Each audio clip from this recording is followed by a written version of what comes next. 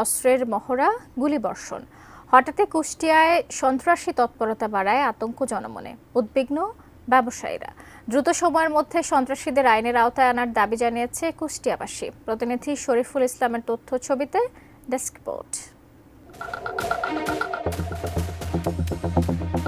18 ফেব্রুয়ারি রাত 11টার দিকে 10 থেকে 12 জন অস্ত্র ও মুখোশধারী সন্ত্রাসী হামলা করে ঠিকাদারি প্রতিষ্ঠান প্রিয়াঙ্কা ব্রিক্সে।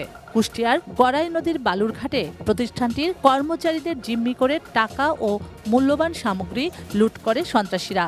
সেই সঙ্গে ম্যানেজার সামিউল ইসলামের পায়ে গুলি করে তারা। এ ঘটনায় আতঙ্ক ছড়িয়ে পড়ে। আমাকে ভিতর থেকে কলসাপি ডেকে নিয়ে এসে পায়ে ঠেকায় গুলি করলো। গুলি করার পরে আরও যা টাকা পয়সা ছিল প্রায় 2 লক্ষ টাকা, ওইগুলো নিয়ে যায়। আমার ছোট ছোট বাচ্চা কাচ্চা রিজিকের জন্যই তো আমি ওই কাজটা করি। আর যদি এই নিরাপত্তায় যদি না থাকে আমি কীভাবে কাজ করব? ওরা আসি 4-5 জন আমার মাথায় বন্দুক ধরে কষ্ট, তোরা কথা বলবি না, চেঁচাবি না, তোরা কথা বলে তোরা গুলি করে মারি দেবো। আতঙ্ক তো বিরাজ করছে। একজনের মাথায় যদি বন্দুক ঠেকানো হয় সে তো আতঙ্ক অবশ্যই হয়। এক সময়ের চরমপন্থী অধ্যুষিত কুষ্টিয়ায় আবারও সন্ত্রাস বেড়ে যাওয়ায় উদ্বিগ্ন ব্যবসায়ীরা। সুস্থভাবে একটা ব্যবসা যদি না করতে পারি তাহলে আমরা কি করে খাবো?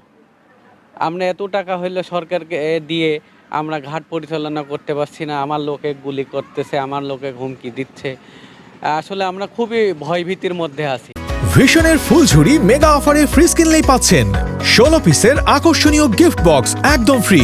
জনমনে স্বস্তি ফেরাতে সরকারের প্রয়োজনীয় ভূমিকা আশা করছেন স্থানীয়রা।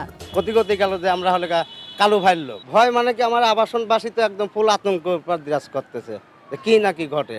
সন্ত্রাসী ধরতে গোলাগুলির ঘটনার ফুটেজ বিশ্লেষণ করা হচ্ছে জানিয়ে পুলিশ সুপারের আশ্বাস, দ্রুতই অপরাধীদের আইনের আওতায় আনা হবে। আমরা এটা নিয়ে কাজ করতেছি, কিছু আমরা ফুটেজও পাইছি, সেটা নিয়ে আমরা দেখতেছি। ফুটেজ দেখে আমরা আগাচ্ছি, কেমন আমরা কাজ করতেছি, সেই কাজ অনুযায়ী দেখা যাক কি হয়, চেষ্টা করতেছি। শুক্লা সরকার, ডেস্ক রিপোর্ট, এটিএন নিউজ।